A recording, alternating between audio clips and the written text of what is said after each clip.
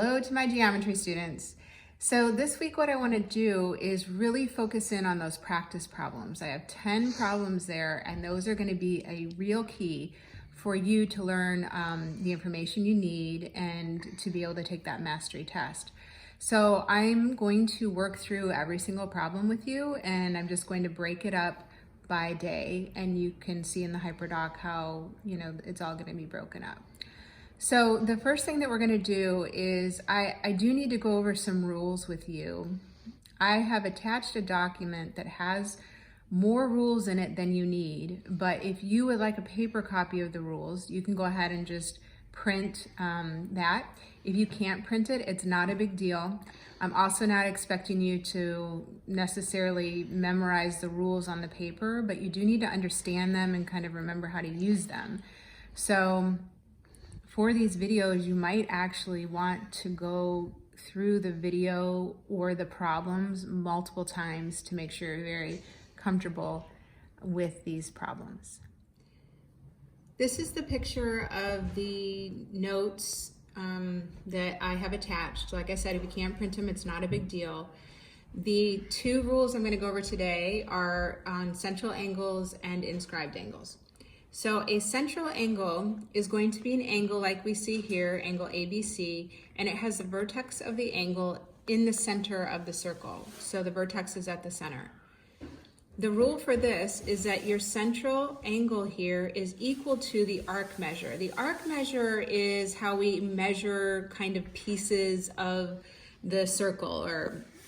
So the arc measure here, if it was 40 degrees, then this angle measure here would also be 40 degrees. The second rule is about inscribed angles. The difference here is that this angle ABC has the vertex sitting right on the circle. This one's in the center, this one's sitting on the circle. So the rule with this is that this arc measure here that's created, it's right in between these rays on this angle. This arc measure divided by 2 will give you this angle measure here. So if this is 80 degrees, then this would be 40 degrees. So we're going to practice some problems here. This is the Google slide that I have all the practice problems in, and we're going to look at problem number 1 together. So this says, in the diagram, point O is the center of the circle. If angle ABC is 70 degrees, what is the measure of angle AOC?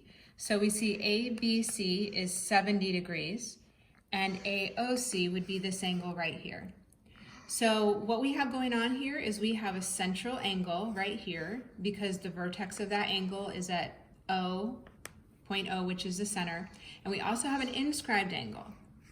So the inscribed angle has its vertex B sitting on the circle.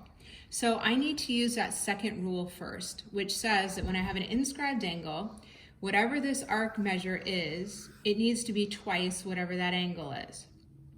So if this is 70 degrees right here, that means that 70 times 2 is 140. So this arc measure right here would be 140. Now the question is, what's this angle here? So if angle AOC is a central angle, and it is, and the arc measure here is 140, that means that this must also be 140. So C is going to be our answer, 140, using the inscribed angle to find this arc measure, and then central angle is equal to the arc measure. Problem number 2 says, in the diagram, AF is a side of regular hexagon ABCDEF, inscribed in circle O. What is the measure of angle FDA? All right, so there's a lot of information there, and in these problems, the diagrams will start to look a little bit more complicated. We just need to hone in on the information you really need. So for this, we see a regular hexagon. Remember, regular means all of these sides are congruent. They're all the same. And that would mean that if these sides are the same, then their arc measures here would also be the same. We're trying to find the measure of angle FDA, which is going to be this angle right here. So I know with the inscribed angle rule that if I could find this arc measure right here, I just take that divided by 2, and that'll give me that angle. So I am sure the hexagon has something to do with this, so I'm going to think through. If I know that all the way around the circle is 360 degrees, then this is a diameter because it's going through the center O. They usually tell you, they'll always tell you what the center is if they know it. And so that means that this half right here would be 180. So we take 360 divided by 2, so half of that's going to be 180. So what that means to me is for this hexagon here, these are 3 equal parts. So if this whole thing is 180, I'm going to take 180 and I'm going to divide it by 3, and that will give me 60 degrees. So that means that each of these arc measures are 60 degrees. So if this arc measure right here is 60 degrees, then I can figure out what this angle right here is by using our rule. Half of 60 will give me 30, and that's going to be my answer. This is 30 degrees. All right, number 3. So here it says in the diagram, AC is the diameter of the circle with center O. If the measure of angle ACB is 50 degrees, and that's right here, what is the measure of angle BAC? So we're trying to find this angle right here. So as I'm looking at this 50, I notice that I again have an inscribed angle. That's our second rule.